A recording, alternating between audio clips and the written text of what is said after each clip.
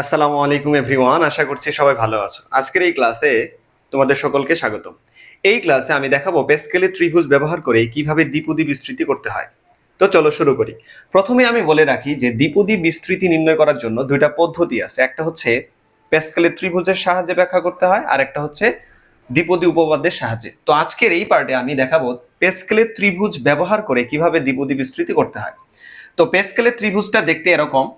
প্যাসকেলের ত্রিভুজের সাহায্যে আমরা একদম ডিরেক্ট দ্বিপদী পদগুলা বের করতে পারি না, দ্বিপদী সহগগুলা বের করতে পারি, কোএফিসিয়েন্ট বের করি।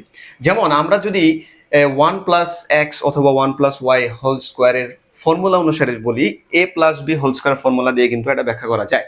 মানে এটা যদি বিস্তৃতি করি a+b হোল স্কোয়ারের ফর্মুলা অনুসারে a square plus 2ab plus b square. একইভাবে কিউবের ক্ষেত্রেও কিন্তু আমরা ফর্মুলাটা জানি। ওকে, কিন্তু যদি পাওয়ার এই 2, 3 না থেকে তার থেকে বেশি হয়, তাহলে এটা কিন্তু আমাদের বিস্তৃতি করাটা খুবই কমপ্লিকেটেড হয়ে যায়। তখন এই কমপ্লিকেটেড জিনিসটা সহজে ব্যাখ্যা করার জন্য বিজ্ঞানী প্যাসকেল একটা ত্রিভুজ গঠন করেন। সেই ত্রিভুজের নাম হচ্ছে, বিজ্ঞানী প্যাসকেলের নাম অনুসারেই করা হয়েছে প্যাসকেলের ত্রিভুজ। তো এই প্যাসকেলের ত্রিভুজ অনুসারে আমরা যে এই যে এখানে প্রত্যেকটা পদের যে চলকের সাথে যে সহগগুলো আছে কোএফিসিয়েন্ট, সেই সহগগুলা বের করে সেই সহগ দ্বারা গঠিত ত্রিভুজ দিকে আমরা বলতেছি প্যাসকেলের ত্রিভুজ। তো এই পাওয়ার যদি 0 হয় তাহলে 1, পাওয়ার যদি 1 হয় তাহলে বিস্তৃতি 2 পর্যন্ত হবে, 2 হইলে এই 3 লাইন পর্যন্ত বিস্তৃতি করতে হবে, 3 হইলে এই 4 লাইন পর্যন্ত বিস্তৃতি করতে হবে, এবং যদি পাওয়ার 4 হয় তাহলে 5টা সারি করতে হবে। ওকে, আমি বলতে যাচ্ছি যদি পদ সংখ্যা n সংখ্যক পাওয়ার হয় তাহলে এর পদ সংখ্যা হবে n+1। একটু খেয়াল করি, দেখি n এর মান যদি 4 হয় পদ সংখ্যা কয়টা দাঁড়ায়? 1 2 3 4 5টা। ওকে, একটু বুঝতে পারবো আমরা।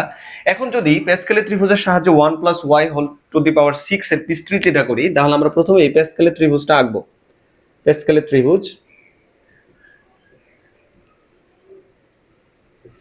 ত্রিভুজটা আঁকার পদ্ধতিটা হচ্ছে পাশাপাশি দুইটি পদের যোগফল সমান এই পদ। এই যে পরপর দুইটা পদ, এই 1 যোগ করে মাঝখানে বসেছি 2, আর দুই সাইডে 1।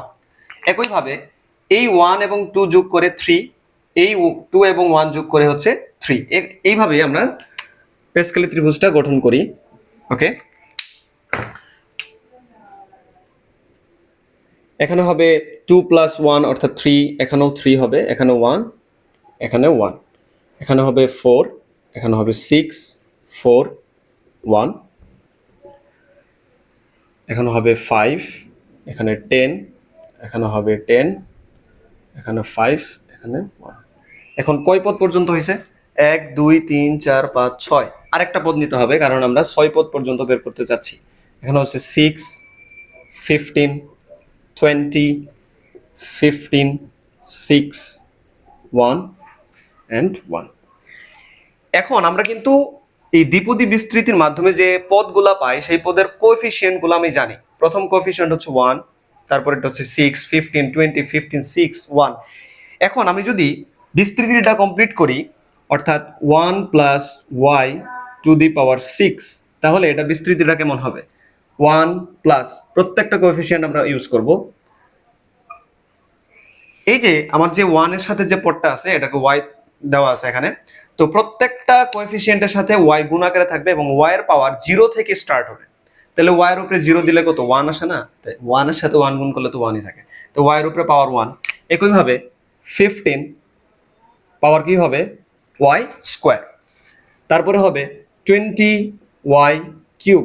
একইভাবে 15y টু দি পাওয়ার 4 এবং 6y to the power 5 and finally y to the power 6। এইভাবে কিন্তু আমরা প্যাসকেলের ত্রিভুজ ব্যবহার করে যে কোনো পাওয়ার থাকলে আমরা কিন্তু খুব সহজেই তার বিস্তৃতি নির্ণয় করতে পারবো। তো আজকের ক্লাস এই পর্যন্তই। সবাই ভালো থাকো, সুস্থ থাকো। আল্লাহ হাফেজ।